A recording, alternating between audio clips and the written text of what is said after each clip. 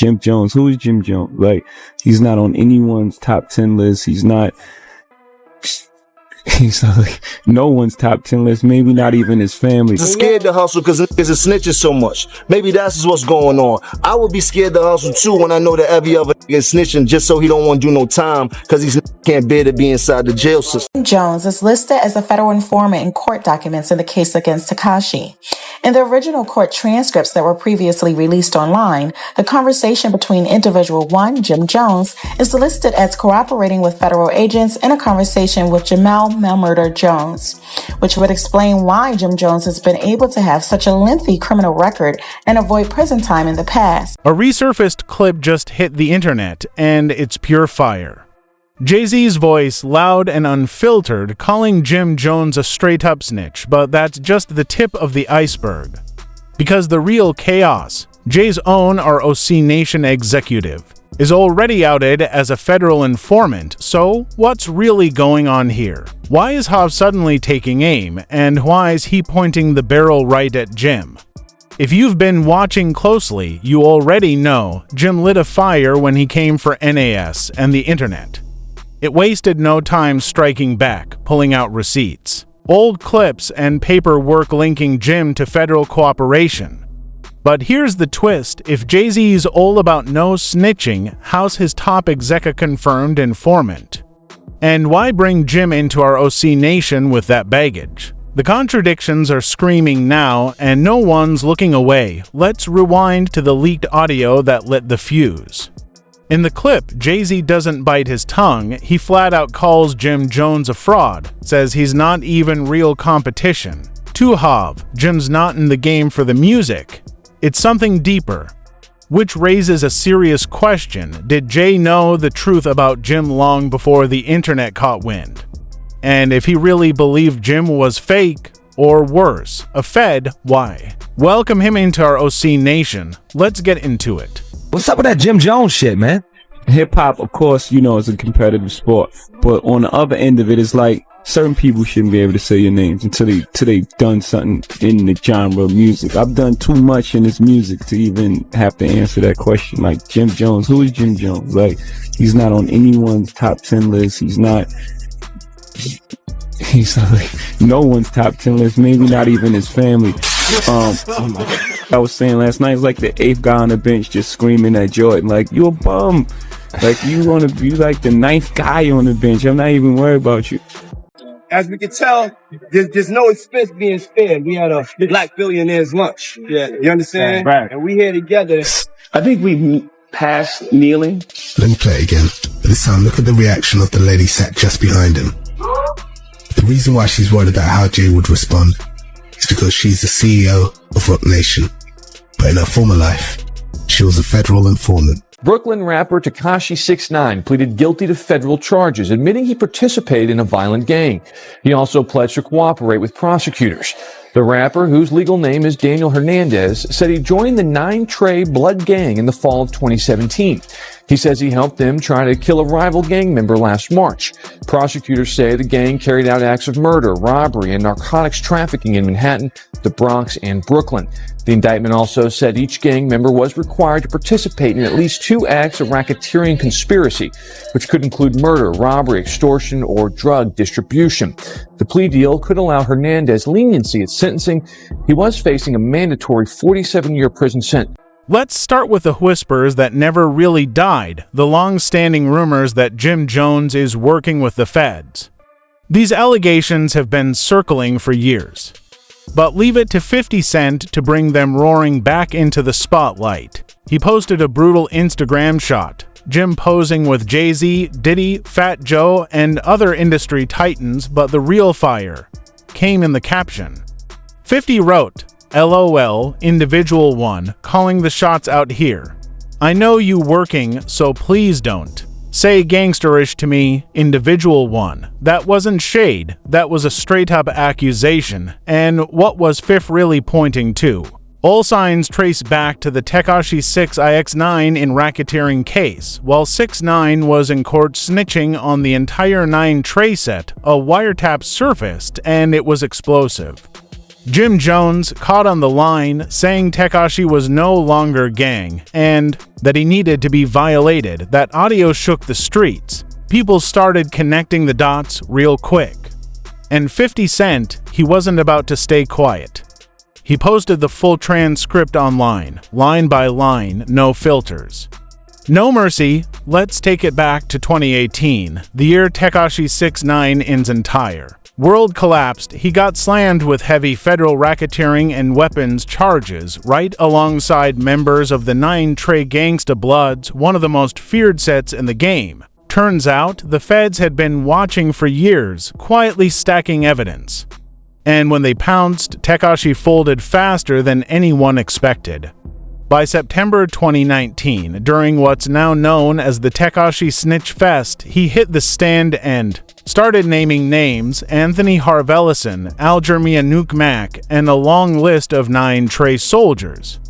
Tekashi didn't just testify, he handed over the blueprint. He definitely humiliating Shotty right now, bro. Well, you got the picture up there next to the post. You're like, when you go to YouTube and World Star, they got his picture next to this. Everything he say, they got a split screen with Shotty picture next to this. I said, this is crazy, son. But he's doing that to make K9 think he don't got no relationship with Boy. That's what he's trying to do. He's trying to live. He's trying to separate himself. That's cool, but now he gotta get violated. Yeah, super violated. Super duper. So ain't too much he can really do unless he gonna run around with 100 armed securities all day. You know what I'm saying? He gonna get shot at penny. He ain't getting enough money for that. That's a fact. And he just canceled all the shows. And he ain't a gang member no more. Nah, he ain't nothing. That's what Shotty needs to make sure he do. Nah, we tell that he's not a gang member no more. He kicked out the whip. He was never a gang member. Shotty need to expose him. Jim Jones, right? He ran with the same I ran with a decade before I met him. Jim Jones, the Dipset, the that was just over there dancing on verses. Jim Jones was running with Shotty, Cafano Jordan, right? Mel Matrix, Jamel Jones, Road Murder, Roland Martin. He was running Fu Banger, Fuquan. I forgot his last name, Fuquan something. He was running with all of the cats I ran with and got his daddy for. You know what Jim Jones did? That nigga did not take care of none of them. Cause when I ran to them, Shotty was sleeping on the rug on Madison between Tompkins and Troop. Mel Murder was on Gates and Marcus Garvey with his baby mother. Roland Martin was just doing 9 years. He blew trial. That make them. That take care of them. From Shotty was sleeping on the rug. That driving a 6'3" Benz in 6 months, living in a condo, doing meetings with Kanye. Kanye was taking him to Yeezy meetings, board meetings. Matrix had his own, everything on his own. His kids was eating. Roland Martin came home to a new AP, watch, money, cars, everything. That Jim Jones did not take care of none of his. I took care of him. And on top of that, Jim Jones was caught on wiretap telling Jamel, look, Jim Jones was caught on wiretap. Jim Jones was caught on wiretap on my case, he was telling the big homie Mel Matrix, Jamel Jones, to go and get rid of my security. How you do it? How you shoot at them? They don't got no license to carry weapons, don't nothing in New York. Wack also agrees with him and says that you can find the audio online because it was used in the trial. 6ix9ine and Wack both question why Jim Jones isn't in jail if he was caught on tape saying he was going to kill 6ix9ine, suggesting that he must have cooperated in the trial. 6ix9ine also starts making some accusations about Desiree Perez, the CEO of Roc Nation, but Wack shuts him down before he can say too much. Detective Jones, people that splash brand do not f with no informants. I did 4 years in the feds, homie, because I ain't snitch. You set your best friend up on the wiretap. See, Wack 100 and Tekashi, they don't got receipts like that because they really don't know. So, where does Jim Jones come in? This is where it all gets real murky. During the trial, prosecutors played a wiretap right there in open court. allegedly featuring Jim on the phone with Jamal Melmorda Jones, a high-ranking 9 Trey shot caller. The two were caught strategizing on how to handle Tekashi after he disrespected the gang and claimed he was done. And the convo, it wasn't casual, it was street code, raw, direct, and serious enough to make the courtroom go silent. So what was actually said, it sure sounded like Jim was calling for retaliation, straight up saying Tekashi needed to be violated. That leaked tape had people shook. Not just because it linked Jim to 9 Trey's upper ranks, but because it sparked one burning question. How did Jim Jones end up on a federal wiretap, talking real gang politics, and still walk away without a single charge? Right after Tekashi's courtroom circus, the streets lit up. The big question echoed everywhere: how does Jim get caught on tape, calling for someone to be violated, and still walk away as the only 9 Trey affiliate who doesn't even get indicted? The math wasn't mathing, and those quiet whispers, they turned into loud rumors that Jim might have been working with the feds. Or, at the very least, saying just enough to stay out the line of fire. I did a little something for you in the studio. Then he had something to Old Boy. This is Old Boy's already #1? Yeah, it's popping. This, all right. Yeah, I listened to it and I was like, erase that shit. First of all, let's get right to it. There seems to be some drama. You and The Rock, Jay-Z, you try to diss. You did diss him. I diss nobody. You dissed him. I diss Michael Jordan. Oh man, we just got there's no drama, man. No, we're gonna get to that. Shout to Dame Dash, who started roc-a-fella Records. If y'all don't know, he's responsible for roc-a-fella getting off the floor. That started in Harlem. You know what I'm talking about? Yo, listen. Jay said, from what I'm hearing, he said you're not on anyone's top 10. Why should they support you? Why? He also said I didn't have any plaques. He talk crazy badly about me. I'm hurt. You know what I think it is? Who would ever think that Jim Jones would have the hotter song than Jay-Z? I think that's what it is. How you feel about it? I don't know anything about this. I'm just here. And no one pushed that theory harder than Whack 100. He flat out labeled Jim a federal informant, claiming the only reason Jim stayed free was because he cut deals and played nice with law enforcement, and Whack didn't say it once and dip. Now, he kept that same raw energy on every clubhouse session, every interview. Even went toe-to-toe with Tekashi himself. He dared Jim to clear his name. Drop proof, deny it, but Jim, dead silent. And just when you thought it couldn't get any messier, it did. Then Jaja, a former Dipset insider, jumped into the chaos and threw even more gas on the flames. She claimed to have receipts saying Jim straight up set up his own friend, Melmorda. Wild, right? So now that we've unpacked the whole Jim Jones is a snitch storm, it's time to circle back to Jay-Z, because if Hav really lined Jim up for a public takedown, we gotta rewind and figure out just how deep this beef really goes. This ain't some overnight tension. Jay and Jim been locked in a Cold War for over a decade. Their issues run deep, stretching all the way back to the early 2000s, the first real spark. That lit in 2002, when Dame Dash brought Cameron and Jim Jones into the roc-a-fella fold. And that's when the cracks started showing. According to Jim, Cam was promised the vice president role, but Jay never publicly backed that move. In fact, he told the source at the time that's not taking effect as of yet. I think, though, talk is a little premature right now. Translation. Jay wasn't co-signing it, and Cam and Jim felt that slight instantly, and to make it even more chaotic. All this drama was unfolding while Jay was locked in a brutal lyrical war with NAS. They're hustling like they need to, you dig? And they ain't keeping it funky like they used to.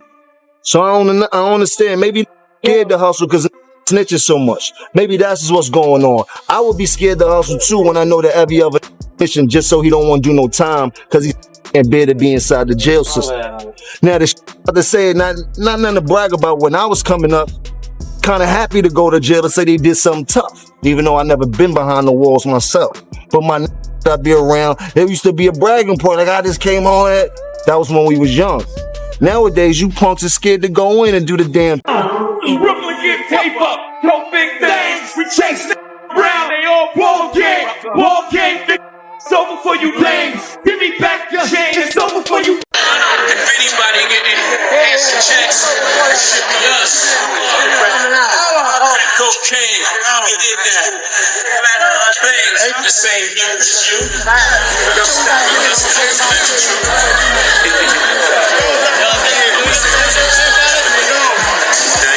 So, what does Jay do? He hops on the remix of Cameron and Joel Santana's Smash Oh Boy, using it as a slick way to throw jabs at NAS, but Cam and Jim, they weren't playing along, they saw it for what it was, a move to hijack their moment for his beef. So they shut it down.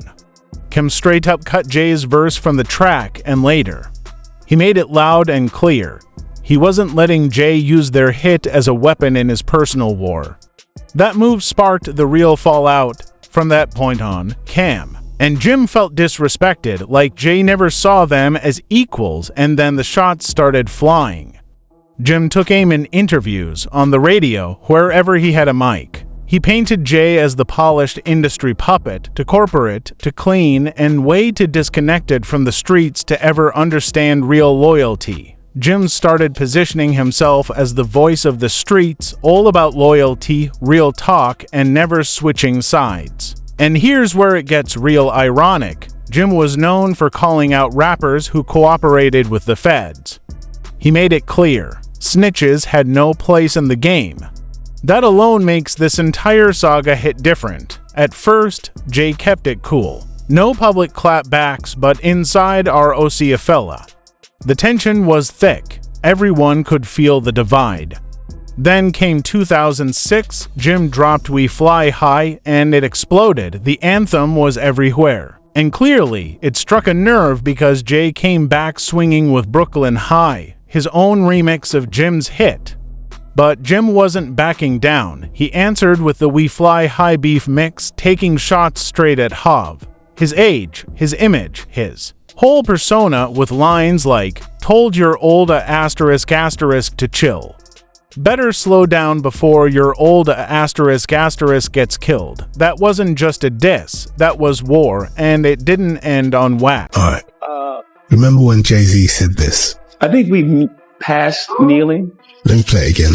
This time, look at the reaction of the lady sat just behind him. The reason why she's worried about how Jay would respond is because she's the CEO of Roc Nation. But in her former life, she was a federal informant. In 1994, Desiree Perez was arrested for bringing in 35 keys of Griselda Blanco into Miami. Under pressure, she agreed to wear a wire for the DEA. Quick side note, Desiree Perez is the name Dame Dash refused to say in this Breakfast Club interview. Once a has certain friends, we don't even talk about them no more where I'm from. Now, around that same time, Jay-Z and Perez spearheaded Roc Nation's prison reform initiative with Meat Mill. I guess their hard work paid off, because on the 19th of January 2021, this list was released. Desiree Perez's criminal past had just been wiped clean by the outgoing president, Donald Trump. The Roc Nation, Desiree Perez. Good evening, everyone. I say shout out to Desi. Shout out to Desi. She got me out the contract. Roc Nation. Okay. Yeah, shout out to Desiree. Okay. You know about this? Nah. Desiree Perez became a cooperating witness for the DEA in the 1990s. She got arrested in 1994 for possession of 35 kilos of cocaine. Desiree Perez and the whole wicked system of Roc Nation, including you, Jay-Z. Yes. You who say you rose from the gutter. By 2008, the beef had officially left the booth and spilled straight into the streets.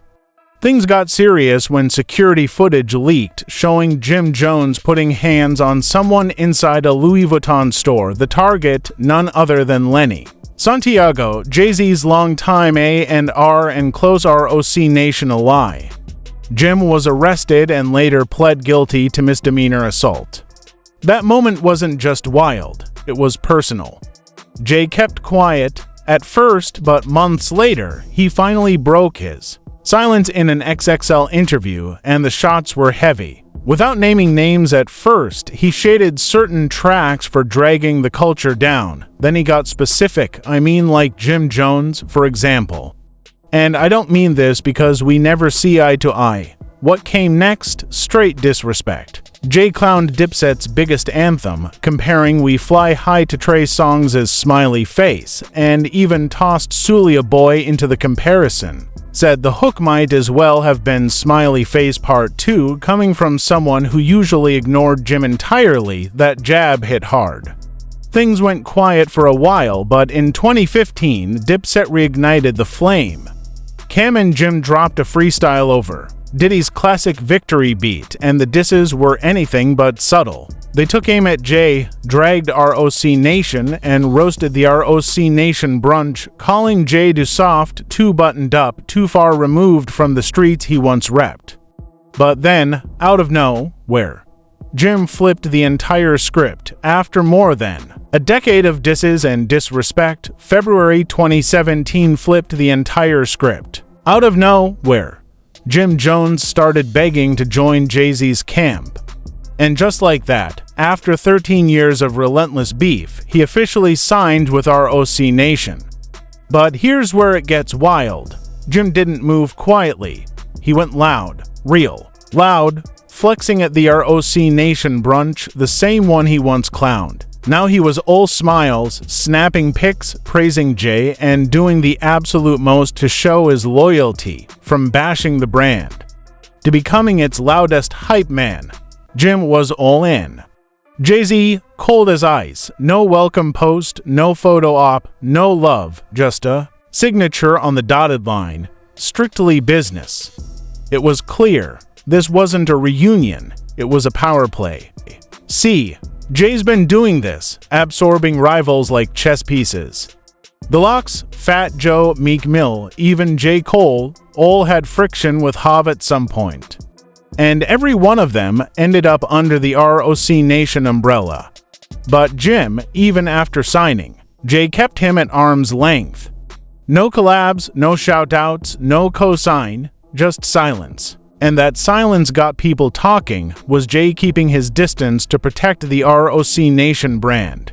Especially with Jim's name still tied to the Tekashi wiretap and those ever-lurking snitching rumors, and here's where things get real messy. Jay's image is built on one rule: I don't rock with snitches, but maybe.